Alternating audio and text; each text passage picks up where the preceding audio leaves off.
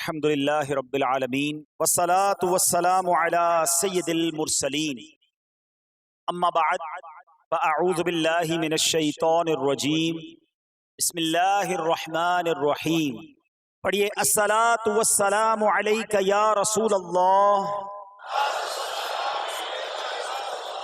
وعلى آلك وأصحابك يا حبيب الله الصلاة والسلام عليك يا نبي الله وعلى آلك وأصحابك يا نور الله۔ آج میں آپ کو اللہ کے ایک نبی کا واقعہ سنانا چاہتا ہوں۔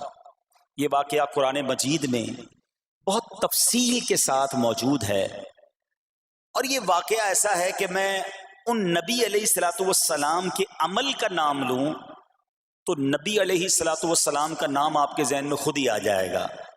یعنی انہوں نے وہ عمل ایسا کیا کہ اب ان کے نام کے ساتھ وہ عمل ایک خاص ٹیگ بن گیا ہے۔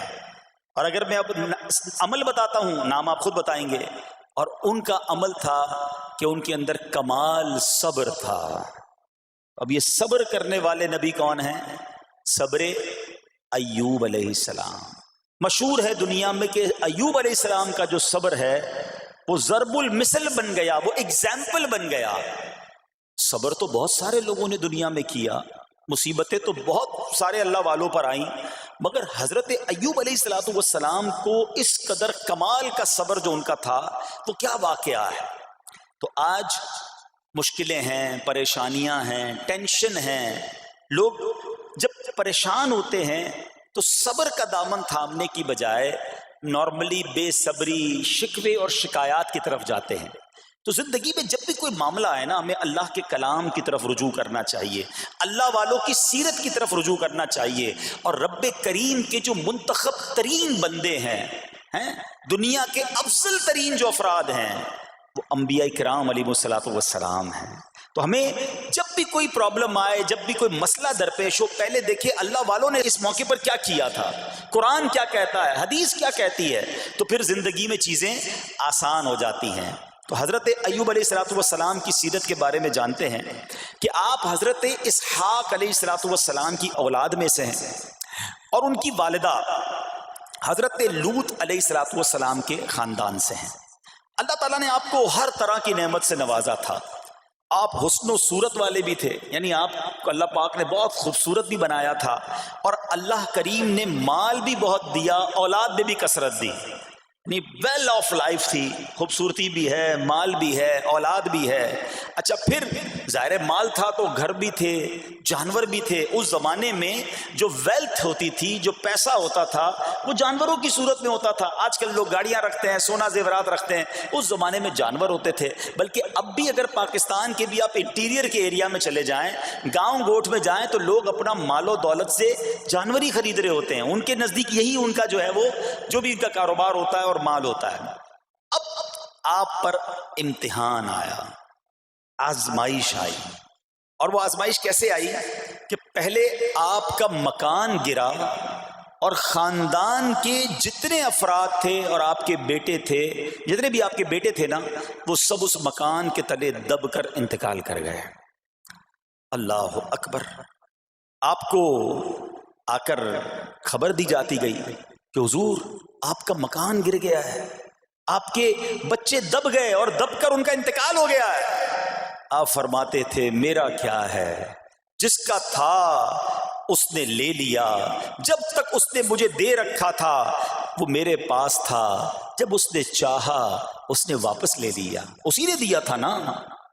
تھوڑی دیر بعد خبر آئی کہ آپ کے جتنے جانور تھے، ہزارہا اونٹ تھے، بکریاں تھی، ریوڑ کے ریوڑ تھے، سارے جانور جو ہیں وہ مر گئے۔ کسی نے آ کر کہا کہ اب آپ کی جتنی دولت تھی، جتنے جانور تھے، وہ بھی مر گئے۔ سبحان اللہ۔ آپ اللہ کا شکر بجا لاتے، کہتے یا اللہ، جو رب کا تھا اس نے واپس لے لیا، اسی کا تھا، جتنی دیر چاہا میرے پاس رہا، واپس لے لیا اس نے۔ میں اپنے رب کی رضا پر راضی، میں اس امتحان پر راضی ہوں۔ اللہ اکبر۔ اب کیا ہوا کہ آپ کی تمام کھیتیاں اور جو باغات تھے، بہت بڑی زمینیں تھیں، بڑے بڑے کھیت تھے، وہ بھی سارے کے سارے برباد ہو گئے۔ کسی نے آ کر بتایا کہ حضور اب تو کھیت بھی گئے، اب باغات بھی گئے۔ آپ نے فرمایا کہ جس کا تھا اس نے لے لیا، میں اس کی رضا پر راضی ہوں۔ جب تک میرے پاس تھا وہ میرے پاس تھا، اب رب نے واپس لینا چاہا تو اس نے لے لیا۔ اب he was empty handed، یعنی اب کچھ بھی نہیں تھا، نہ بچے ہیں، نہ مال ہے، نہ جانور ہے، نہ مکان ہے۔ مگر حضرت ایوب علیہ السلام کی زبان پر پھر بھی شکر ہے، اب بھی شکر ہے، شکوہ نہیں ہے کہ اللہ میں تیری رضا پر راضی ہوں۔ لیکن ابھی امتحان ختم نہ ہوا تھا، اور اس امتحان کے پیچھے بعض مفسرین نے ایک اور قول بھی نقل کیا کہ شیطان نے حضرت ایوب علیہ السلام کو دیکھ کر اللہ کی بارگاہ میں کہا کہ مولا یہ تیرا بندہ اس لیے تیرا شکر گزار ہے کہ تو نے اسے بڑا نوازا ہے، بڑا مال دیا ہے، اولاد دی ہے، گھر دیا ہے۔ تو اب رب کریم نے حضرت ایوب پر امتحان بھیجا تاکہ پتہ چلے کہ میرے نیک بندے امتحان کے بعد بھی صبر کرتے ہیں۔ لیکن اب سب چلا گیا نا، تو شیطان نے کہا کہ ابھی جان تو باقی ہے نا، صحت تو باقی ہے۔ اللہ اکبر، مزید آزمائش آئی، اور یہ ہوا کہ آپ کو بیمار کر دیا گیا۔ مبارک جسم پر بڑے بڑے آبلے پڑ گئے، پھوڑے جس کو کہتے وہ پڑ گئے۔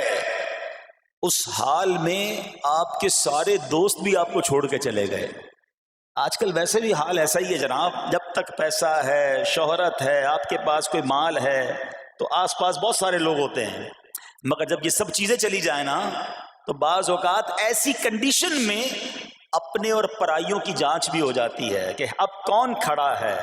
دوستی مال کے لیے تھی، دوستی شہرت کے لیے تھی، دوستی منصب کے لیے تھی، یا کسی کی ذات سے واقعی خالص دوستی تھی؟ اب کیا ہوا، آپ کے سارے رشتہ دار، سارے دوست بھی دور چلے گئے، سوائے آپ کی فرما بردار زوجہ تھی جن کا نام تھا رحمت بن افراہیم، اور یہ حضرت یوسف علیہ السلام کی پوتی بھی تھی، اللہ کے نبی کی آل سے تھی، وہ آپ کی خدمت کرتی رہیں۔ اب جسم پر پھوڑے ہیں، آبلے ہیں، ایک بیوی ہے، نہ پیسہ ہے، نہ مال ہے، نہ بچے ہیں، واٹ ایور جو تھا سب ختم، مگر زبان ہے کہ اس پر پھر بھی اللہ کا ذکر جاری ہے، پھر بھی شکر جاری ہے، پھر بھی صبر ہے۔ بات کرنا آسان ہے جناب، مشکل آئے اور صبر کرے بندہ، اصل امتحان یہ ہے۔ زباں پر شکوائے رنجو علم لایا نہیں کرتے، زباں پر شکوائے رنجو علم لایا نہیں کرتے، نبی کے نام لیوا غم سے گھبرایا نہیں کرتے۔ ہم میں سے کسی پر ایسی آزمائش نہیں آئی نا، چھوٹی موٹی آزمائشیں تو آتی رہیں گی۔ ایک بات یاد رکھنا، یہ زندگی کی جو گاڑی ہے نا، یہ مسائل کے پہیوں پر ہی چلتی ہے۔ ہمیں بعض اوقات کسی کی گاڑی، کسی کا مکان، کسی کا خوبصورت چہرہ، کسی کی مسکراہٹ دیکھ کر لگتا ہے یار یہ تو دنیا کا سب سے سخی آدمی ہے۔ ایسا نہیں، تو یہ نہ سمجھے کہ سارا جہان جناب سخی ہے اور میں اکیلا دکھی ہوں، ایسا نہیں ہوتا، بلکہ ہر اس جہاں میں تقریباً ہر بندہ ایسا ہوتا ہے جس کے ساتھ کوئی نہ کوئی دکھ لگا ہوا ہوتا ہے، کوئی نہ کوئی پریشانی ہے، کسی کو مال کی پریشانی، کسی کو روزگار کی پریشانی، کسی کو بیماری لگی ہے، کسی کو اور ٹینشن ہے۔ تو یہ کبھی بھی نہ سوچے کہ میں زندگی گزاروں گا اور کوئی ٹینشن نہیں آئے گی، تیار رہو امتحان کے لیے، امتحان ضرور آنا ہے۔ اب کمال یہ ہے کہ اس امتحان میں پاس کون ہوتا ہے۔ حضرت ابراہیم پر امتحان آیا، زبان پر صبر ہے، شکر ہے، شکوہ نہیں ہے۔ اب کیا ہوا کہ آپ کا سال ہاں سال تک یہ محال رہا، یہ 2-4 مہینے کا پرابلم نہیں تھا، کئی سال تک آپ بیمار رہے۔ آپ کی زوجہ جو ہے وہ خدمت کرتی رہی۔ اچھا یہاں ایک غلط فہمی دور کر دوں کہ کچھ لوگ یہ کہتے ہیں، یہ کتابوں میں پتہ نہیں کچھ کتابوں میں لکھ دیا گیا کہ حضرت ایوب علیہ السلام کو معاذ اللہ کوڑ کی بیماری ہو گئی تھی۔ ایسا بالکل نہیں تھا، کوڑ کی بیماری نہیں ہوئی تھی، بلکہ نہ کوڑ ہوا نہ جزام ہوا، آپ کو جسم پر پھوڑے پھنسیاں جن کو کہتے ہیں آبلے نکل آئے تھے، کیونکہ کوڑ کی بیماری وہ ہوتی ہے کہ جس سے لوگ نفرت یا حقارت کرتے ہیں۔ اللہ کے کسی بھی نبی کو کبھی بھی کوئی ایسی بیماری نہیں ہوئی جس کی وجہ سے لوگ اس سے حقارت یا نفرت کریں یا دور بھاگیں، کیونکہ اللہ نے ان نفوس قدسیہ کو، ان نیک بندوں کو، ان منتخب شخصیات کو لوگوں کی ہدایت کے لیے بھیجا ہے۔ ان کو کبھی کوئی ایسی چیز نہیں ہوئی کہ جس سے لوگ گھن کھا کر دور بھاگیں، تو یہ بالکل غلط ہے۔ البتہ آپ کے جسم پر آبلے تھے، پھوڑے تھی، اور اللہ اکبر، آپ اس حال میں کیا رب سے عرض کرتے تھے؟ آپ عرض کرتے تھے، قرآن میں یہ الفاظ موجود ہیں، انی مسنی الضر وانت ارحم الراحمین۔ ترجمہ کیا ہے؟ مجھے تکلیف پہنچی اور تو سب مہر والوں سے بڑھ کر مہر والا ہے، رحم کرنے والوں میں سب سے بڑھ کر رحم کرنے والا ہے۔ یعنی اللہ کی بارگاہ میں یہ عرض کرتے تھے، یا اللہ تکلیف پہنچی ہے، رحم تو نے کرنا ہے، تو ارحم الراحمین ہے، زمانے سے نہیں کہتے تھے۔ یہاں ایک اور پرابلم ہے، میں کوئی مسئلہ ہوتا ہے، پرابلم آتی ہے، ہم ساری دنیا سے کہتے ہیں یہ مسئلہ ہو گیا، یہ پرابلم ہو گئی۔ نہیں، ساری دنیا میں سے کوئی آپ کا مسئلہ حل نہیں کر سکتا۔ اس سے بات کرو نا جو مسائل کو حل کرنے والا ہے، اس سے عرض کرو نا جو مصیبت کو دور کرنے والا ہے۔ ادھر ادھر جانے کی بجائے پرابلم یہ ہے، جب بھی مشکل آتی ہے ہم سب کے پاس جاتے ہیں، ہم رب کے پاس نہیں جاتے ہیں۔ جاؤ اس کے پاس جو حل المشکلات ہے، جو مصیبتوں کو حل کرنے والا ہے، اس کی بارگاہ میں فریاد کرو۔ وہ شاعر کتنی پیاری بات لکھتے ہیں نا، یہ بہت سارے لوگوں کے لیے درس ہے جو اپنی پرابلمز کے لیے دنیا والوں کے پاس جاتے ہیں۔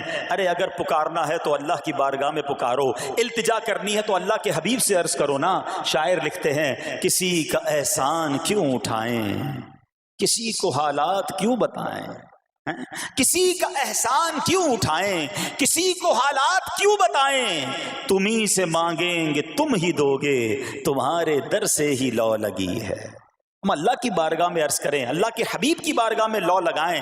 دنیا والوں کے پاس کچھ نہیں رکھا، لیکن ہم دنیا والوں کو بتا کر اپنے صبر کا ثواب بھی ضائع کر دیتے ہیں۔ دیکھو حضرت ایوب علیہ السلام کا صبر، کسی سے نہ کہا، اللہ کی بارگاہ میں عرض کرتے رہے۔ اب آپ کی آزمائش کا وقت پورا ہوتا ہے، دعا کرتے رہے، التجا کرتے رہے، صبر کرتے رہے۔ حکم ہوا کہ اپنا پاؤں زمین پر مارو۔ حضرت ایوب علیہ السلام نے پاؤں زمین پر مارا تو زمین سے ایک چشمہ پھوٹ اٹھا۔ حکم الہی سے حکم دیا گیا کہ اب اس پانی سے غسل کرو۔ آپ نے جب اس پانی سے غسل کیا تو آپ کی تمام بیماریاں دور ہو گئیں۔ پھر آپ 40 قدم چلے، دوبارہ زمین پر قدم مارنے کا حکم دیا۔ قدم مارتے ہی ایک اور خوبصورت لذیذ ٹھنڈے پانی کا چشمہ نمودار ہوا۔ پانی ٹھنڈا، میٹھا اور لذیذ تھا۔ اب آپ نے وہ پانی پیا تو آپ کے باطن میں نور ہی نور پیدا ہو گیا، اور آپ کو اعلیٰ درجے کی صحت و نورانیت حاصل ہو گئی۔ اور سنو، میرا رب تو قادر ہے نا، اللہ تعالیٰ نے آپ کی وہ ساری اولاد جو دب کر کئی سال پہلے مر گئی تھی، انتقال فرما گئے تھے، اللہ نے ان تمام اولاد کو پھر زندہ فرما دیا، اور آپ کی بیوی کو دوبارہ جوانی بخشی، اور اب اس کے بعد بھی آپ کی کثیر اولاد ہوئی۔ سنو سنو، جو جانور چلے گئے تھے نا، اللہ نے مویشی، اسباب و خزانہ اس سے زیادہ آپ کو پھر سے عطا فرما دیا۔ صبر کیا تھا نا، ان اللہ مع الصابرین۔ اچھا، یاد سب کو ہے یہ آیت، بچپن سے یاد ہے، اللہ صابروں کے ساتھ ہے، صبر کرنے والوں کے ساتھ ہے، مگر صبر کرنا نہیں ہے۔ امتحان آنا ہے تو صبر کرنا نہیں ہے، آیت سب کو پتا ہے۔ اچھا، جس کے ساتھ پرابلم ہو جائے نا، اس کو بھی بندہ درس دینے جا رہا ہوتا ہے، بھائی صبر کرنا، اللہ آپ کو صبر دے، لیکن جب اس پر امتحان آتا تو یہ صبر کرتا نہیں ہے۔ دوسروں کو درس دے رہا تھا، آج تیری باری آئی ہے نا، تو صبر کا دامن نہ چھوڑیں۔ میں آپ کو ایک بات سوال پوچھنا چاہتا ہوں، آج کل ہم بڑے لوگوں سے تعلقات کیوں بنانے کی کوشش کرتے ہیں؟ یار جب کوئی مشکل ٹائم آئے گا نا تو یہ بندہ کام آئے گا، یہ پیسے والا دوست ہے، یہ اس کے تعلقات بہت ہیں، اس کی گورنمنٹ میں بات ہے، اس کی وکیلوں میں بات ہے، 4-5 ایسے دوست ہونے چاہیے۔ یہ ڈاکٹروں کے اندر بڑی اچھی اس کی دوستی ہے، کوئی ڈاکٹر کا بھی کام آئے گا تو یہ بندہ کام آ جائے گا۔ ہم دنیا والوں سے تعلقات اس لیے بناتے ہیں تاکہ یار مصیبت آئے تو یہ بندہ کام آئے، اور نارملی اکثر ایسا ہوتا ہے کہ جس سے امید رکھی ہوتی ہے مصیبت کے وقت غائب ہو جاتا ہے۔ لیکن رب خود قرآن میں فرما رہا ہے، ان اللہ مع الصابرین، صبر کر لو، اللہ کی رحمت تمہارے ساتھ ہو جائے گی۔ اب میں آپ سے سوال کرتا ہوں، دنیا کے تعلقات ہوں یہ ضروری ہے یا یہ فائدہ مند ہے، یا بندہ صبر کر لے تو اللہ کی رحمت ساتھ ہو جائے، سارے غم ویسے ہی دور ہو جائیں گے؟ صبر، اس کو نہیں چھوڑنا ہے۔ تو حضرت ایوب علیہ السلام کی زندگی میں ایک اور واقعہ یہ ہوا کہ جب آپ بیمار تھے، آپ کو پتہ جب بندہ بیمار ہوتا ہے تو بعض اوقات اس کی طبیعت میں کیفیات بھی ہوتی ہیں، تو آپ نے اپنی زوجہ کو پکارا، تو آپ کی زوجہ کچھ دیر میں حاضر ہوئی، تو آپ نے جلال میں آ کر اس کو 100 درے، اپنی زوجہ کو 100 کوڑے مارنے کی قسم کھا لی۔ اب جب صحت آ گئی تو قسم تو آپ نے کھائی ہوئی تھی، تو اب کیا کرتے؟ اس بیوی نے تو خدمت بھی بہت کی تھی، اب اسے کوئی خاص کیفیت تھی، آپ نے قسم اٹھا لی تھی۔ سبحان اللہ، ایوب علیہ السلام کو اللہ کریم نے قرآن میں کیا حکم دیا کہ اے ایوب، آپ ایک یعنی 100 جس کو کہتے ہیں تنکے، 100 تنکوں والی جھاڑو لیں اور اس جھاڑو کو ایک مرتبہ اپنی بیوی کو مار دیجئے تو آپ کی قسم جو ہے وہ پوری ہو جائے گی، یعنی قسم کا کفارہ نہیں دینا ہوگا۔ اللہ اکبر، اللہ نے اس نبی علیہ السلام کی فرما بردار بیوی کی جو سزا تھی یا جو معاملہ تھا اس کو کتنا آسان فرما دیا۔ تو رب کریم نے قرآن مجید فرقان حمید میں اس کو کس طرح بیان فرمایا، وَخُذْ بِيَدِكَ ضِغْثًا فَاضْرِب بِهِ وَلَا تَحْنَثْ، فرمایا کہ اپنے ہاتھ میں ایک جھاڑو لے کر اسے مار دے اور قسم نہ توڑ۔ اِنَّا وَجَدْنَاهُ صَابِرًا، فرمایا ہم نے اسے صابر پایا۔ نعم العبد، کیا اچھا بندہ، اِنَّهُ اواب، بے شک وہ بہت رجوع لانے والا ہے۔ ارے آج دنیا کسی کو کہے یہ صبر والا ہے، حضرت ایوب کی شان دیکھو کہ رب فرما رہا ہے قرآن میں اِنَّا وَجَدْنَاهُ صَابِرًا، اور ہم نے ایوب کو صبر کرنے والا پایا، صابر پایا۔ اللہ حضرت ایوب کے صبر کے صدقے ہمیں بھی صابرین میں شامل فرما لے۔ اللہ اکبر، سبحان اللہ۔ اور رب کریم نے جو اواب فرمایا، علماء کہتے ہیں کہ یہ اواب کے لاجواب خطاب کو جو آپ کے سر مبارک پر ایک تاج کی طرح رکھ دیا گیا، کیونکہ اواب کے معنی کیا ہے؟ انہو اواب، بے شک وہ بہت رجوع لانے والا ہے۔ اللہ اکبر، صبر کیا تو رب نے کیسے کیسے القاب جو ہیں وہ قرآن میں عطا فرمائے۔ یہاں ایک اور بات بھی سیکھنے والی ہے کہ حضرت ایوب علیہ السلام کے صبر کا کمال یہ ہے کہ قرآن میں ذکر آ گیا، آپ صبح قیامت تک حافظ تلاوت کریں گے، تراویح میں قرآن پڑھا جائے گا، جب بھی قرآن کی تلاوت دنیا کے کونے کونے میں کی جائے گی، قیامت تک حضرت ایوب کے صبر کا ذکر ہوتا رہے گا۔ جب آپ صبر کرتے ہیں اللہ رسول کو راضی کر لیتے ہیں، اللہ ان ناموں کو بلند فرما دیتا ہے۔ بہرحال میرے پیارے اسلامی بھائیوں، اب یہاں تھوڑا سا ایک شرعی مسئلہ بھی سمجھ لیں۔ بعض اوقات ہے کہ آپ لفظ سنتے ہیلا، اچھا کچھ لوگ جب یہ لفظ ہیلا سنتے ہیں تو کنفیوز ہو جاتے ہیں، یار یہ کیا، ایک کام کرنا تھا اس کو ایک اور طریقے سے کر دیا، ہمیں سمجھ نہیں آ رہا، عجیب عجیب سی لوگ باتیں کرتے ہیں۔ سبحان اللہ، علماء فرماتے ہیں پہلے ہیلے کا مسئلہ سمجھ لیں۔ فتاوی عالمگیری میں ہے جو ہیلا کسی کا حق مارنے یا اس میں شبہ پیدا کرنے یا باطل ذریعے سے فریب دینے کے لیے کیا جائے وہ مکروہ ہے، اور جو ہیلا اس لیے کیا جائے کہ آدمی حرام سے بچ جائے یا حلال کو حاصل کر لے وہ اچھا ہے۔ انما الاعمال بالنیات، غلط نیت سے ہیلا کہ کسی کا حق دبا لو یا معاذ اللہ زکوٰۃ ادائی نہ کرنی پڑے، اللہ کو کوئی دھوکہ نہیں دے سکتا، اللہ دیکھ رہا ہے کہ اس کی نیت کیا ہے، لیکن ہیلا اس لیے ہے کہ حرام سے بچ جائے، حلال حاصل کر لیا جائے، تو اس کی جو جواز کی صورتیں ہیں علماء نے فرمایا یہ آیت اس میں دلیل ہے، اور آیت کیا تھی؟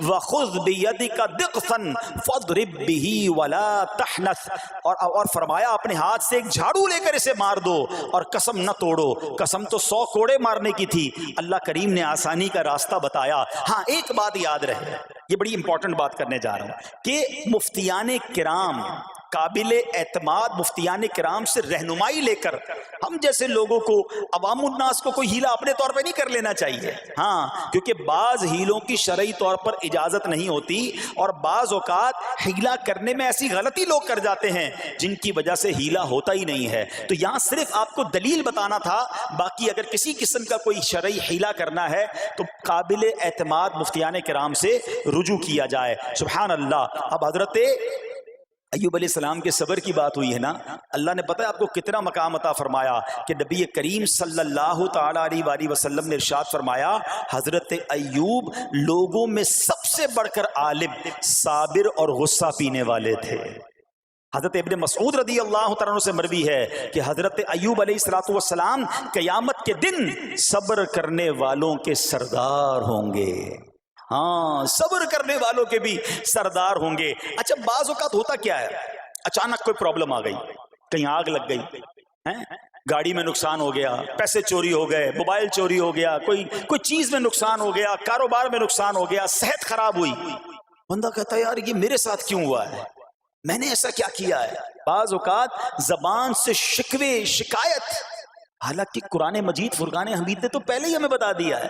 ہمارا پرابلم پتہ ہی کیا ہے، ہم بہت ساری باتیں جانتے ہیں دنیا کی، قرآن و حدیث پڑھتے نہیں ہیں، تو مینٹلی پریپیئرڈ نہیں رہتے. آپ کو پہلے ہی پتا ہو کہ یار گرمیاں آنے والی ہیں، تو اچانک گرمیاں آئیں گی تو پریشان نہیں ہوں گے نا. آپ کو پتا تھا جون جولائی میں گرمیاں ہوتی ہیں بھائی، سردیاں نہیں ہوتی. آپ پنکھا بھی تیار رکھتے ہیں، ٹھنڈا پانی کا انتظام بھی رکھتے ہیں، گرمی کے وقت باہر کم نکلتے ہیں. اور سردیاں آتی ہیں آپ کو پہلے ہی پتا ہوتا ہے، آپ رضائی تیار کر لیتے ہیں، سویٹر نکال لیتے ہیں. ایسا نہیں ہوتا کہ صبح اٹھتے تو 40 ڈگری ہوتا ہے، دوسرے دن اٹھتے تو 5 ڈگری ہوتا ہے. بندہ کہ یار آج ٹھنڈ کیوں ہو گئی، کل گرمی کیوں ہو گئی. مینٹلی پریپیئرڈ جب بندہ ہوتا ہے تو وہ تیار ہوتا ہے. اگر جو قرآن پڑھنے والا ہے، حدیث پڑھنے والا ہے، اس کو تو پہلے ہی مینٹلی پریپیئرڈ ہونا ہے. کیوں؟ قرآن کا وعدہ ہے نا، قرآن کا اعلان سنو. اللہ کریم قرآن مجید میں کیا ارشاد فرماتا ہے، بسم اللہ الرحمن الرحیم، وَلَنَبْلُوَنَّكُمْ بِشَيْءٍ مِّنَ الْخَوْفِ وَالْجُوعِ وَنَقْصٍ مِّنَ الْأَمْوَالِ وَالْأَنفُسِ وَالثَّمَرَاتِ وَبَشِّرِ الصَّابِرِينَ. اور ضرور ہم تمہیں آزمائیں گے. کیا فرمایا؟ ضرور آزمائیں گے، تیار رہو. دیر از ایگزامینیشن. اچھا آزمائش کن کی چیزوں کی ہوگی؟ سبحان اللہ، قرآن نے لسٹ بھی دے دی ہے کہ آزمائش کیا ہوگی. فرمایا کچھ ڈر سے، اچانک خوف آ جاتا ہے نا، کوئی دشمن آ جاتا ہے، کوئی دھمکی دے رہا ہوتا ہے، اچانک حالات خراب ہو جاتے ہیں، دل میں خوف بیٹھ جاتا ہے. پھر فرمایا بھوک سے، مال کم ہو گیا، تنگی آ گئی تو بھوک سے. پھر فرمایا کچھ مالوں اور جانوں اور پھلوں کی کمی سے. کبھی کاروبار میں نقصان ہوگا، کبھی کسی کے باغات ہے تو باغ فصل اجڑ سکتی ہے، آپ کو کوئی نقصان ہو سکتا ہے، کسی جگہ آگ لگ سکتی ہے، اور جانوں کی کمی سے بیماری بھی آ سکتی ہے. مگر آگے کیا فرمایا؟ وَبَشِّرِ الصَّابِرِينَ، خوشخبری سنا ان صبر والوں کو. اور جب سبحان اللہ یہ ایگزام آتا ہے نا، جو اس ایگزام سے نکل جاتا ہے تو رب نے فرمایا خوشخبری ہے. اللہ اکبر. ہم نے زندگی میں دیکھا ہے جس نے مصیبت پر صبر کیا، اللہ کی رضا پر راضی رہا، اللہ نے مشکل سے بھی نکالا اور پہلے سے اسے زیادہ عطا فرما دیا. ہمارا پرابلم ہی ہم ٹیسٹ میں فیل ہو جاتے ہیں. جیسے ہی امتحان شروع ہوا، واویلا شروع، شور شروع، شکوے شروع. سب کو بتانا، حالانکہ کر کوئی نہیں سکتا لیکن سب کو بتائیں گے. نہ کرو ایسا، میں جانوں میرا رب جانے، مجھے کیوں کسی کو بتانا. ہاں وہ کریم ہے، وہ دیکھ رہا ہے کہ میرا بندہ صبر کر رہا ہے. سبحان اللہ. حضرت سیدنا امام ابو جعفر محمد بن جریر طبری تفسیر طبری میں اس آیت مبارک کے تحت فرماتے ہیں، یعنی ہم تمہیں دشمن کے خوف، قحط سالی، شدید بھوک و فقر و فاقہ، فصلوں کی کمی، مقاصد کے حصول میں مشکلات، کفار سے جنگ کے دوران افرادی قوت میں کمی اور اہل و عیال کی موت وغیرہ کے ذریعے آزمائیں گے. اور یہ سب چیزیں بطور امتحان ہوں گی تاکہ تمہارے سچے جھوٹوں سے اور اہل بصیرت منافقوں سے جدا ہو جائیں. یعنی اس ٹیسٹ میں پتا چل جائے گا کون اللہ والا ہے، کون صبر والا ہے، کون اللہ کی رضا پر راضی رہنے والا ہے. سنو سنو، جب یہ تکلیف آتی ہے نا تو اس کا پھر اجر کتنا ملتا ہے. شہنشاہ نبوت، مخزن جود و سخاوت صلی اللہ تعالی علیہ وسلم نے ارشاد فرمایا، جو دنیا میں ہی اپنی ہر خواہش کی تکمیل کر لے تو یہ چیز آخرت میں اس کے اور اس کی خواہش کے درمیان آڑ اور پردہ بن جائے گی. اور جو مالداروں کی زینت کی طرف اپنی نگاہیں دراز کرے تو وہ آسمان والوں کے سامنے بے عزت ہو جاتا ہے. اور جو شدید بھوک پر صبر کرے اللہ عز و جل اس کو جنت الفردوس میں جہاں چاہے گا ٹھکانہ عطا فرمائے گا. ہاں، ہر چیز پوری ہو جائے، جو چاہیے وہ مل جائے، یہ نہیں ہونا چاہیے. کچھ نہ کچھ آزمائشیں آئیں گی، اور اگر سب ادھر مل گیا تو ادھر پھر کیا ملے گا. ہم اللہ سے یہ دعا کرتے ہیں کہ ادھر بھی عطا فرمائے، ادھر بھی محروم نہ کرے. ہاں، ہمیں ڈرتے بھی رہنا چاہیے کہ یار میں جو مانگتا ہوں ادھر مل جاتا ہے، کہیں وہاں محروم نہ رہ جاؤں. تو آزمائش آئے تو صبر کرنا چاہیے، اللہ کی رضا کے طور پہ زندگی گزارنی چاہیے. ایک بار نبی پاک علیہ الصلوۃ والسلام انصار کے پاس تشریف لے گئے تو فرمایا کیا تم مومن ہو؟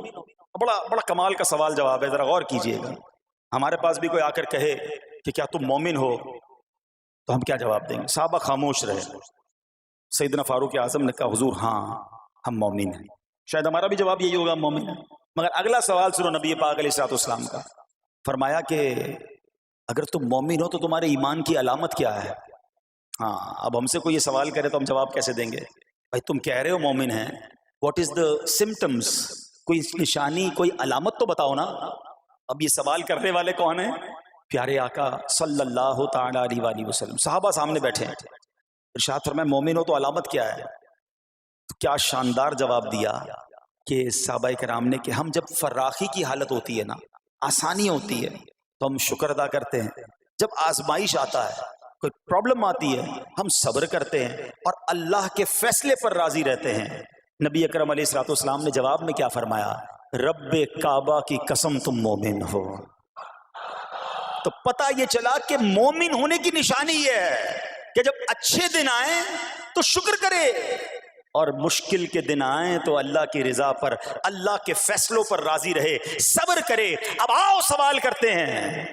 اچھے دن آتے تو ہم کیا کرتے ہیں؟ ارے بھائی میں تو انتظار میں تھا, تھوڑے پیسے آئیں تو فلاں عیاشی کروں, فلاں گناہ کروں. تھوڑے پیسے تھے تو وہ کام ہی نہیں کر پا رہا تھا, اب تو موقع لگا ہے, اب تو دن آئے ہیں. معاذ اللہ, جس کو اللہ نعمتیں دیتا ہے, فراخی دیتا ہے, تو وہ اللہ کی نافرمانی میں لگ جاتا ہے. اور جب اس کو کوئی آزمائش بھیجتا ہے تو وہ ناشکری کہہ کر, بلکہ بعض اوقات تو کفریہ کلمات منہ سے نکال کر ایمان سے بھی ہاتھ دھو بیٹھتا ہے. ایسا نہیں ہونا چاہیے. عقل مند وہ ہے, یاد رکھنا کہ رب جتنی عطائیں بڑھائے ہم اتنے سجدے بڑھائیں, ہم اتنے صدقے بڑھائیں. دیکھو نا دنیا میں کیا ہوتا ہے, آپ کو کوئی تحفہ دے, آپ کیا کہتے ہیں؟ شکریہ, جزاک اللہ. دوبارہ تحفہ دے, آپ کہتے ہیں بہت مہربانی. تیسری بار دے, بندہ کہ یار یہ تو مجھ پر کتنا مہربان ہے. اتنی مہربانیاں. ناراض نہیں ہونا چاہیے. جو تمہیں دنیا میں 2-4 تحفے دے دے, تم اسے ناراض نہیں کرنا چاہتے. جب سے میں پیدا ہوا, جب سے وہ نواز رہا ہے, وہ ناراض نہ ہو جائے اس کا کوئی خیال نہیں. وہ دیے جا رہا ہے. ہم تو دیکھتے ہیں نا, بندہ غریب ہوتا ہے, تھوڑے گناہ, جیسے جیسے امیر ہوتا گیا اس کے پر پرزے نکلنا شروع ہو جاتے ہیں, مسجد سے دور, نمازوں سے دور, معاذ اللہ حرام کاموں میں پڑ جاتا ہے. ارے اللہ کے بندے, تجھے رب نواز رہا ہے, تیرے تو سجدے بڑھنے چاہیے تھے. لیکن ہوتا کیا ہے, وہ عطائیں بڑھاتا ہے, لوگ خطائیں بڑھاتے ہیں. نہ کرو ایسا. جب فراخی ہو, جب اللہ کی طرف سے آسانی ہو تو شکر ہو, اور جب آزمائش آئے تو صبر ہو. یہی مومن کی نشانی ہے. اور اللہ سے دعا کرتے ہیں کہ اللہ کریم ہمیں اپنے شکر گزار اور صبر کرنے والے بندوں میں شامل فرما لے. اور یقین کریں صبر کا جو پھل ہے نا, وہ کہتے ہیں نا صبر کا پھل میٹھا. او ہو, بالکل ٹھیک کہا, بلکہ بہت میٹھا ہے. سنو, اللہ عز و جل فرماتا ہے کہ جب میں کسی بندے کو بیماری میں مبتلا کروں, ہو سکتا ہے یہاں بھی میرا کوئی بھائی بیمار بیٹھا ہو, مدنی چینل کے ناظرین میں سے کوئی بیمار بیٹھا ہو. دیکھو بیماری آئے نا, شکوہ مت کرنا, صبر کرنا. فضیلت سنو, حدیث قدسی ہے, اللہ فرماتا ہے جب میں اپنے کسی بندے کو بیماری میں مبتلا کروں اور وہ اس پر صبر کرے, کسی سے شکایت نہ کرے, تو میں اس کے گوشت کو اچھے گوشت سے اور اس کے خون کو اچھے خون سے بدل دیتا ہوں. پھر اگر اسے شفا دیتا ہوں تو ایسی شفا دیتا ہوں کہ اس کے نامہ اعمال میں کوئی گناہ نہیں رہتا. اور اگر میں اسے دنیا سے اٹھا لوں تو اسے اپنی رحمت کاملہ کے سائے میں لے جاتا ہوں. ارے کمال ہو گیا. بیماری آئی, بیماری جب جاتی ہے تو گناہوں سے بھی پاک کر کے جاتی ہے. صرف ایک ہی تو کنڈیشن ہے, صبر کرنا. بیماری آئی, صبر کرنا. ہاں, کسی سے بات نہ کریں, شکوہ نہ کریں, اللہ کی بارگاہ میں عرض کریں مولا تیری مہربانی, ہاتھ میں درد ہے باقی جسم تو سلامت ہے, اے اللہ آنکھ میں درد ہے باقی جسم تو سلامت ہے, اے اللہ گردوں میں پرابلم ہے میرا باقی جسم تو سلامت ہے, یہ بھی تیری مہربانی ہے. اللہ کرے کہ ہم شکر گزار بندے بن جائیں, کیونکہ یہ بیماری تو ہمارے گناہ معاف کروانے آئی تھی. مگر افسوس یہ ہے کہ جو گناہ معاف کروانے والا کام ہمارے ساتھ ہوا اس میں بھی ہم نے اللہ کو ناراض کر دیا اور شکوے شکایات کی. سنو, حسن اخلاق کے پیکر نبیوں کے تاجور صلی اللہ تعالی علیہ وسلم نے ارشاد فرمایا، ابھی تو صرف بیماری کی بات ہوئی نا، اب آؤ اگر کسی کو کاروبار میں نقصان ہو گیا، کسی کے پیسے کم ہو گئے، کسی کی جان و مال کا کوئی نقصان ہوا، کوئی آگ وغیرہ لگ گئی، سنو اللہ کے حبیب علیہ الصلوۃ والسلام فرماتے ہیں کہ اللہ ارشاد فرماتا ہے، پھر حدیث قدسی ہے کہ جب میں اپنے کسی بندے کے بدن یا اس کے مال یا اس کی اولاد کی طرف کوئی سختی بھیجوں، پھر وہ صبر جمیل کے ساتھ اس کا استقبال کرے، تو قیامت کے دن مجھے اس سے حیا آئے گی کہ میں اس کے لیے میزان قائم کروں یا اس کا نامہ اعمال کھولوں۔ ہائے ہائے ہائے، سمجھتے ہو اس کا مطلب؟ اللہ فرما رہا ہے مجھے حیا آئے گی کہ اپنے بندے سے اب کیا حساب لوں۔ جب آزمائش بھیجی تھی تو اس نے صبر کیا تھا، اس نے شکوہ نہیں کیا تھا۔ خدا کی قسم میں آپ سے پوچھتا ہوں، میرا کوئی نقصان ہو جائے اور قیامت کے دن میرا نامہ اعمال نہ کھولا جائے، مجھے اللہ کی بارگاہ میں حساب نہ دینا پڑے، مجھے بتاؤ یہ دنیا کے حساب نقصان کی کیا حیثیت ہے اگر ادھر بخشا جائے؟ سنو تو صحیح، رب فرما رہا ہے کہ مجھے حیا آتی ہے کہ اس کے لیے میزان قائم کروں یا اس کا نامہ اعمال کھولوں۔ ارے یہ ساری دنیا کی دولت، یہ ساری دنیا کی آسائش ایک طرف، اگر قیامت کے دن حساب کتاب میں آسانی مل جائے، اللہ بلا حساب جنت میں داخل کر دے، اس سے بڑھ کر کوئی نعمت نہیں۔ مگر آج افسوس یہ ہوتا ہے کہ اگر کسی پر امتحان آتا ہے، وہ اس امتحان میں فیل ہو جاتا ہے۔ اس حدیث میں ایک لفظ استعمال ہوا صبر جمیل کے ساتھ۔ اب یہ بھی بڑا مسئلہ ہے کہ لوگوں کو یہی نہیں پتا کہ صبر جمیل ہے کیا۔ لوگ کہتے تو بہت ہیں اللہ پاک آپ کو صبر جمیل عطا فرمائے، اب اس سے پوچھو بھائی صبر جمیل کی تعریف کیا ہے، تو پھر تعریف نہیں پتا ہوتی۔ یہ کسی جمیل بھائی کا صبر نہیں ہے کہ جس کو صبر جمیل کہا جاتا ہے۔ صبر جمیل کی تعریف سمجھو۔ علماء کہتے ہیں کسی مصیبت زدہ اور غیر مصیبت زدہ کو برابر میں دیکھو، مگر دونوں میں کوئی فرق نظر نہ آئے، یعنی چہرہ بھی نہ بتائے کہ وہ کسی مشکل میں ہے، اس کی عادتیں بھی نہ بتائیں کہ وہ کسی پرابلم میں ہے، یعنی اس کو دیکھ کر پتہ ہی نہ چلے کہ وہ بڑی مشکل میں ہے۔ فرمایا یہ ہے صبر جمیل۔ مگر آج ہمارا حال یہ ہے، ہمارا چہرہ بتا دیتا ہے بھائی خیر تو ہے، بڑی ٹینشن میں ہو، ہاں یار کیا کروں بس موبائل ٹوٹ گیا، ارے بھائی بڑی چہرے پہ بڑی ہوائیاں اڑ رہی ہیں، بس کیا کروں جناب آج 5,000 روپے کھو گئے۔ 5,000 روپے کھو جائیں، چھوٹا سا نقصان ہو جائے، ہمارا چہرہ بتا دیتا ہے کہ ہمارے ساتھ کوئی معاملہ ہوا ہے۔ صبر جمیل یہ ہے کہ دیکھ کر کوئی پہچان ہی نہ سکے کہ یہ بندہ کتنی مشکل میں ہے، چاہے اندر کتنی تکلیف میں ہو، دنیا والوں کو نہ بتائے کیونکہ وہ رب کا بندہ ہے، وہ اللہ کی بارگاہ میں فریاد کرے۔ یہ صبر جمیل ہے اور اللہ اسے ہم سب کو نصیب فرمائے۔ ہاں یہ بڑی کمال کی بات ہے۔ ہم کیا کرتے ہیں سارے جہان کو بتاتے ہیں، اچھا پھر آخر میں لوگ کہتے بھی ہیں جب پورے محلے کو بتا دیا نا، پھر اس کے بعد کہتے ہیں بس کیا کریں بھائی صبر ہی کر رہے ہیں۔ اب آپ صبر نہیں کر رہے حضرت، ہاں آپ کا صبر چلا گیا، آپ نے ساری دنیا کو تو بتا دیا۔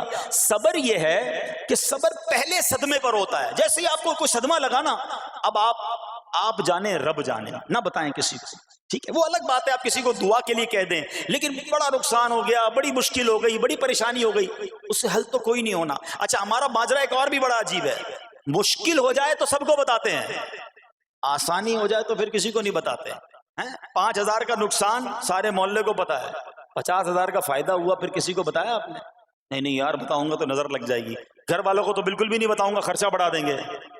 گھر والوں کو ساری ٹینشن کی خبریں جا کے دے رہے ہوتے ہیں، مارکیٹ میں بڑا نقصان ہو گیا، آج بڑا مندہ ہے، ارے بھائی کاروبار بالکل نہیں ہے، تاکہ گھر والوں کا خرچہ روک سکے۔ اور جیسے ہی کاروبار اچھا ہو گیا گھر جاتے پھر بھی وہی والا منہ بنا لیتے ہیں تاکہ ان کو پتہ نہ چلے میں بڑے پیسے کمانے لگا ہوں۔ یہ نہ کیا کریں۔ ہاں ٹینشن آپ کسی کو بتا کر اپنا صرف ثواب ضائع کرتے ہیں، باقی کچھ نہیں ہوتا، کرنا رب نے ہے۔ اور یہ اگر آزمائش میرے درجے بلند کرنے آئی ہے، اگر یہ آزمائش مجھے اللہ کے قریب کرنے آئی ہے تو پھر تو اس کا استقبال ہونا چاہیے نا۔ ہاں ہمارے بزرگان دین تو آزمائشوں کا استقبال کیا کرتے تھے۔ اور سنو یہاں ہو سکتا ہے کہ میرا کوئی نابینا بھائی بیٹھا ہو، بعض اوقات ایسا بھی ہوتا ہے کہ اچانک کسی کی بینائی چلی جاتی ہے، آنکھیں ٹھیک ہوتی ہیں اور اچانک ایکسیڈنٹ ہوا یا کوئی واقعہ ہوا ہے، بہت بڑی آزمائش۔ اللہ اس آزمائش سے ہمیں محفوظ رکھے۔ مگر دیکھو میرے رب کی شان دیکھو، جب بھی کوئی تکلیف آتی ہے نا بندہ صبر کرے، اس تکلیف کا اجر تیار ہے، اس کا کمال سے اس کی رحمت تیار ہے، رحمت کی برسات تیار ہے۔ سنو اللہ فرماتا ہے کہ اے جبرائیل جب میں اپنی کسی بندے کی بینائی لے لوں تو اس کا اجر یہ ہے کہ میں اسے اپنے دیدار سے مشرف فرماؤں گا. ہاں آنکھیں گئی ہیں مگر اللہ فرماتا ہے میں اپنا دیدار کرواؤں گا. بس صرف صبر کرنا ہے. اسی طرح میرے پیارے اسلامی بھائیوں، بعض لوگوں کے یہاں بچے کا انتقال ہو جاتا ہے، چھوٹے چھوٹے بچوں کا انتقال ہو جاتا ہے، یا بعض اوقات پیدائشی بچہ مرا ہوا ہوتا ہے، پیدا اس کا انتقال ہو جاتا ہے، یا بعض اوقات ولادت سے پہلے ہی بچہ ضائع ہو جاتا ہے. بہت شور، بڑا واویلا، بڑا رونا پیٹنا گھروں میں ہوتا ہے. مت کیا کرو ایسا. یقین کریں یہ بہت بڑا انعام تمہیں ملنے جا رہا ہے. ایسا نہ ہو یہ رونا پیٹنا، یہ بے صبری، یہ اللہ کی بارگاہ میں شکوے شکایات، اتنے بڑے تم اجر سے محروم رہ جاؤ. سنو، اللہ کے آخری نبی صلی اللہ تعالی علیہ وسلم نے فرمایا جس مسلمان جوڑے کے 3 بچے انتقال کر جائیں اللہ عز و جل ان بچوں پر فضل و رحمت کرتے ہوئے ان دونوں یعنی ماں باپ کو جنت میں داخل فرمائے گا. صحابہ کرام نے عرض کی کسی کے 2 بچے، فرمایا 2 بچے بھی، پھر عرض کی اور 1، فرمایا 1 بھی، پھر فرمایا اس ذات کی قسم جس کے قبضہ قدرت میں میری جان ہے، جس عورت کا کچا بچہ فوت ہو جائے یعنی حمل ضائع ہو جائے اور وہ اس پر صبر کرے تو وہ بچہ اپنی ماں کو اپنی ناف کے ذریعے کھینچتا ہوا جنت میں لے جائے گا. یہ تو جنت کا ٹکٹ تھا. مگر شکوے شکایات، الامان والافیز، گھر میں موت میت کو نقصان ہو جائے، ہماری عورتیں، ہمارے گھر کے افراد وہ واویلا کرتے ہیں. معاذ اللہ، بعض اوقات تو کفریہ کلمات زبان پر ہوتے ہیں. معاذ اللہ ثم معاذ اللہ، کہتے کہ اللہ کو ہمارا ہی گھر ملا تھا، اتنے چھوٹے بچے کا کیا قصور تھا. استغفر اللہ. یہ تمہارے جملے، ایک تو گھر میں مصیبت پہلے ہی آئی ہوئی ہے اور تم اللہ پر اعتراض کر کے معاذ اللہ اللہ کو ظالم کہہ کے اپنا ایمان بھی ضائع کر بیٹھے. یہ تو اس سے بڑی مصیبت ہو گئی نا. تو نہ کریں ایسا. سیکھو. آج میں نے آپ کے سامنے حضرت ایوب علیہ السلام کی سیرت اور قرآنی واقعہ بیان کیا کہ سب کچھ چلا گیا مگر وہ اللہ کی رضا پر راضی تھے. رب نے انہیں صبر کرنے والا بندہ بھی فرمایا اور ساری نعمتیں پہلے سے زیادہ عطا فرما دی. ہاں بالکل نوازا جائے گا. صبر کا دامن اگر نہ چھوڑیں. سنو ہمارے اسلاف کیسے صبر کرتے تھے. حضرت سیدنا فتح موصلی رحمت اللہ تعالی علیہ کی زوجہ محترمہ رضی اللہ تعالی عنہا کا پاؤں پھسل گیا اور ان کا ناخن ٹوٹ گیا. وہ مسکرانے لگی. اللہ اکبر. کبھی کبھی ہمارا بھی ناخن ٹوٹا ہوگا، بہت تکلیف ہوتی ہے. ناخن ٹوٹے تو جان نکل جاتی ہے مگر آپ مسکرانے لگی. کسی نے پوچھا کہ آپ کو ناخن ٹوٹنے کا درد نہیں ہوا، آپ مسکرا رہی ہیں؟ تو فرماتی ہیں کہ اس درد پر جو ثواب ملے گا نا، مجھے درد پر صبر کروں گی اور جو مجھے اس پر ثواب ملے گا تو اس ثواب کے تصور نے میرے درد کی تلخی کو دور کر دیا. ہائے ہائے ہائے، یہ ہے اللہ والے. ہاں صبر کرنا کوئی ان سے سیکھے. میرے پیارے اسلامی بھائیوں، احادیث میں، روایتوں میں یہ مضمون ملتا ہے کہ اللہ کریم کی بارگاہ میں بندے کا کوئی درجہ رکھا ہوتا ہے. یعنی اللہ کی رضا یہ کہ بندہ اس سٹیج تک پہنچ جائے، اس درجے تک پہنچے، مگر وہ نماز کے ذریعے، روزوں کے ذریعے، عبادتوں کے ذریعے اس درجے تک نہیں پہنچتا. پھر اللہ اس پر آزمائش بھیجتا ہے کہ میرا بندہ صبر کر لے تاکہ صبر کر کے اس درجے کو حاصل کر لے. ہائے ہائے، یعنی مجھ پر کوئی آزمائش آئی تھی میرے درجے بڑھانے، مگر ہائے میری بے صبری کہ میں نے وہ درجہ پانے کا موقع ضائع کر دیا، میں نے وہ ثواب پانے کا موقع ضائع کر دیا. خدا را یاد رکھنا، اگر کسی آزمائش سے گزر رہے ہو تب بھی، اور اگر آئندہ کوئی آزمائش آئے، صبر کا دامن نہ چھوڑنا. یہ تصور کر لینا کہ یہ میرے گناہ معاف کرنے کا ذریعہ بن رہا ہے، یہ میرے درجے بڑھانے کا ذریعہ بن رہا ہے. اور سنو، جب مصیبت آئے تو پڑھنا کیا ہے. رسول اللہ صلی اللہ تعالی علیہ وسلم نے فرمایا جو مصیبت کے وقت انا للہ و انا الیہ راجعون کہتا ہے تو اللہ عز و جل اس کی پریشانی دور فرما دیتا ہے اور اس کے کام کا انجام اچھا فرماتا ہے اور اسے ایسا بدل عطا فرماتا ہے جس پر وہ راضی ہو جاتا ہے. تو یہ پڑھ لیں لیکن شکوہ نہ کریں. دنیا والوں کو بتانے کی حاجت نہیں. اچھا، وہ جو میں بات کر رہا تھا کہ تکلیف سب کو بتانی ہے اور راحت کے بارے میں کسی کو کوئی شکر کرتا ہوا نظر نہیں آتا. ایک بار ایک شخص کے سر پر جو ہے نا وہ تکلیف ہوئی نا، سر میں درد ہو گیا. اس نے پٹی باندھی اور گھومنے لگا. اس زمانے میں حضرت رابعہ بصریہ رضی اللہ رحمۃ اللہ تعالی علیہا اللہ کی بہت بڑی ولیاں ہیں. آپ نے اس کو دیکھا کہ کیوں پٹی باندھی ہے؟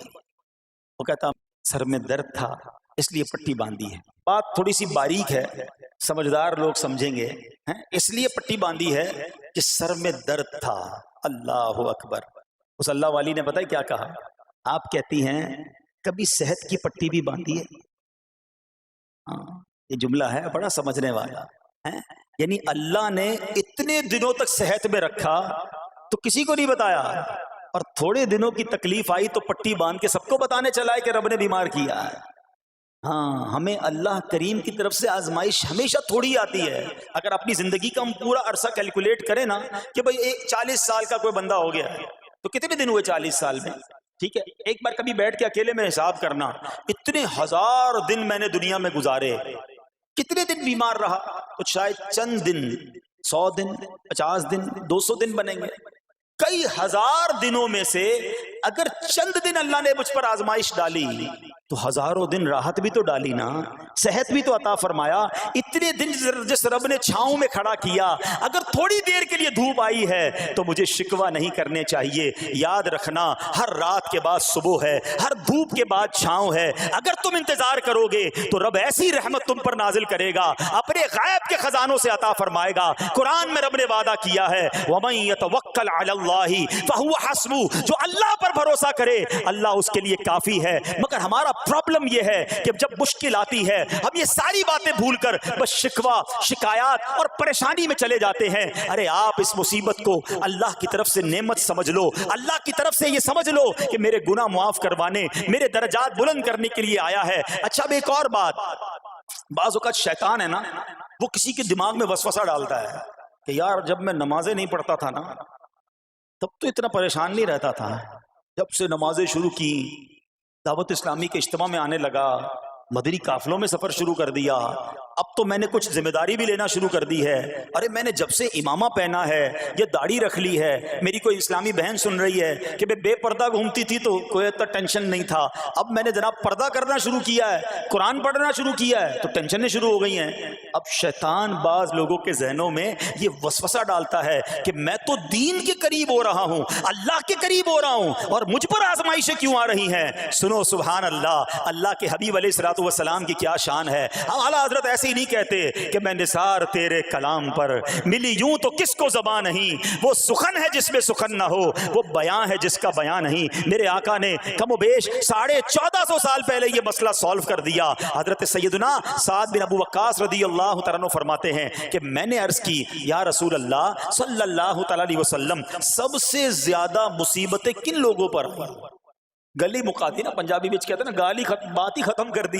حضور یہ بتائیں سب سے زیادہ مصیبتیں کن لوگوں پر آئیں؟ پیارے آقا نے فرمایا انبیاء پر. اللہ اکبر، اللہ کے سب سے قریب تو انبیاء ہیں نا، انبیاء پر، پھر ان لوگوں کے بعد جو لوگ بہتر ہیں، پھر ان کے بعد جو بہتر ہیں. سنو اب اگلا جملہ، بندے کو اپنی دینداری کے اعتبار سے مصیبت میں مبتلا کیا جاتا ہے. اگر وہ دین میں سخت ہوتا ہے اس کی آزمائش بھی سخت ہوتی ہے، اگر وہ دین میں کمزور ہوتا ہے تو اللہ عز و جل اس کی دینداری کے مطابق اسے آزماتا ہے. بندہ مصیبت میں مبتلا ہوتا رہتا ہے یہاں تک کہ اس کے دنیا میں ہی اس کے سارے گناہ بخش دیے جاتے ہیں. گویا اللہ کی یہ رحمت ہے کہ بندہ بڑا نیک ہو رہا ہے، رب چاہتا ہے کہ اس بندے پر آزمائش بھیجوں، میرا نیک بندہ صبر کرے، اس کے گناہ معاف ہو جائیں اور میرے پاس آئے تو اس کو جنت میں داخل کر دوں. اللہ اکبر. اے پیارے اسلامی بھائیو یاد رکھنا، اب جو میں نے ایک سوال قائم کیا تھا نا کہ یار میں تو دین کے قریب، میں تو اللہ کے قریب ہونے کی کوشش کر رہا ہوں اور ایک کے بعد ایک آزمائش آ رہی ہے، یہ کیا ہے؟ اب ایک اور حدیث سن لو. سبحان اللہ. حضرت سیدنا انس رضی اللہ تعالیٰ عنہ سے روایت ہے، سرکار والا تبار، ہم بے کسوں کے مددگار، شفیع روز شمار، دو عالم کے مالک و مختار صلی اللہ تعالی علیہ وآلہ وسلم نے فرمایا جب اللہ عز و جل کسی بندے سے محبت فرماتا ہے، سننا ذرا غور سے، اللہ عز و جل جب اپنے کسی بندے سے محبت فرماتا ہے یا اسے اپنا دوست بنانے کا ارادہ فرماتا ہے تو اس پر آزمائشوں کی بارش فرما دیتا ہے. اب سوال ہے نا کہ میں اللہ دوست بھی بنا رہا ہے، اللہ کریم اس پر محبت بھی فرما رہا ہے، اور آزمائشیں بھی بھیج رہا ہے. دوست پر آزمائشیں کون بھیجتا ہے؟ دوست کو تو راحتیں ڈالی جاتی ہیں. ہائے ہائے، اب یہی تو امتحان ہے، یہی تو چیک ہے. سنو، نبی پاک فرماتے ہیں جب اللہ اس پر آزمائش بھیجتا ہے نا، وہ بندہ اپنے رب کو پکارتا ہے، اے میرے رب عز و جل. تو اللہ فرماتا ہے میرے بندے تو جو کچھ مجھ سے مانگے گا میں تجھے عطا فرماؤں گا، تو جلد ہی تجھے دے دوں گا اور اسے تیری آخرت کے لیے ذخیرہ کر دوں گا. سبحان اللہ. یعنی اللہ والوں کو آزمایا جاتا ہے، ان کے درجات بلند کیے جاتے ہیں، ان کے گناہ معاف کیے جاتے ہیں. تو اے میرے پیارے اسلامی بھائیوں، کبھی بھی یہ ذہن میں خیال مت لانا کہ یار میں دین میں قریب آ رہا ہوں، میری آزمائشیں بڑھ رہی ہیں. سمجھ لو امتحان شروع ہو گیا ہے، ٹیسٹ شروع ہو گیا ہے. اب اس ٹیسٹ میں مجھے کامیاب ہونا ہے اور اللہ کے مزید قریب جانا ہے. زندگی میں جو گناہ ہو گئے ہیں یہ میرے گناہوں کا انشاءاللہ کفارہ بن جائے گا، میرے درجات کی بلندی کا سبب بن جائے گا. اللہ سے عرض کرنا، اے مولا میں تیری رضا پر راضی، میں تیرے فیصلوں پر راضی. اب تک جو دیا تھا تو نے دیا تھا، یہ سب کچھ تیرا ہے. اے رب جب تو واپس لے گا میں اس پر راضی. جب یہ ثابت قدمی نصیب ہو گئی، پھر دیکھو غیب کے خزانوں سے کیسا آپ کے دل پر سکینہ اترے گا، پھر کیسا آپ پر رحمتوں کا نزول ہوگا. تو اے میرے پیارے اسلامی بھائیوں، مصیبتیں آ چکی اور آنے بھی والی ہیں. پہلے ذہنی طور پر تیار رہنا، مگر صبر کرنا. یہ چند دنوں کی، چند گھنٹوں کی، چند لمحوں کی مصیبت ہے، مگر یہ تمہارے درجات کو بلند کر دے گی. رب کریم صبر کرنے والوں کو پسند فرماتا ہے. اور جو میں نے بات کہی تھی کہ صبر بھی کریں اور جب اللہ کریم کی طرف سے راحتیں آ جائیں تو شکر بھی کریں. کیا شاندار رب کا قرآن میں فرمان ہے. اللہ فرماتا ہے وَإِذْ تَأَذَّنَ رَبُّكُمْ لَئِن شَكَرْتُمْ لَأَزِيدَنَّكُمْ وَلَئِن كَفَرْتُمْ إِنَّ عَذَابِي لَشَدِيدٌ. اللہ قرآن میں فرماتا ہے اور یاد کرو جب تمہارے رب نے اعلان فرما دیا کہ اگر تم میرا شکر ادا کرو گے میں تمہیں اور زیادہ عطا کروں گا. ہاں شکر کرو رب اور دے گا، مگر اگلا حصہ سمجھنے والا ہے. اور اگر تم ناشکری کرو گے تو میرا عذاب سخت ہے. اللہ نے اپنے عذاب سے بھی ڈرایا ہے اور شکر کرنے کا درس بھی دیا ہے. تو بہرحال میرے پیارے اسلامی بھائیوں، اللہ کریم سے میں دعا کرتا ہوں کہ اپنے نیک بندوں کے صدقے، کربلا والوں کے صبر کے صدقے، نبی پاک علیہ الصلوۃ والسلام کے طائف کے میدان میں پتھر کھا کر دعا دینے والے صبر کے صدقے، رب کریم ہمیں بھی صبر کی نعمت نصیب فرمائے. صرف زبانی نہیں، قلبی طور پر ہمیں صبر کرنے والوں میں شامل فرما لے. اگر ہم پر کوئی آزمائش ہے تو رب کریم یہ آزمائش ہمارے گناہوں کا کفارہ بنا دے، ہمارے درجات کی بلندی کا سبب بنا دے. دعوت اسلامی کے مدنی ماحول سے اگر ہم وابستہ رہیں گے نا تو ہمیں انشاءاللہ صبر کرنے کا پریکٹیکل جو ہے وہ موقع بھی ملتا رہے گا. کیونکہ صبر کیسے کرنا ہے اس کی کوئی پریکٹس بھی تو ہونی چاہیے نا. تو مدنی قافلے جب اس میں جاتے ہیں نا تو آرام اپنے گھر جیسا نہیں ملتا، کھانا اپنے گھر جیسا نہیں ملتا، بعض اوقات سفر میں تکلیف ہوتی ہے. تو یہ پریکٹیکلی آپ کو صبر کرنے کا موقع ملتا ہے. تو اگر آپ واقعی صابرین میں شامل ہونا چاہتے ہیں تو مدنی قافلوں میں سفر اپنا معمول بنائیں. اللہ کریم ہم سب کو مدنی قافلوں میں سفر کی توفیق عطا فرمائے.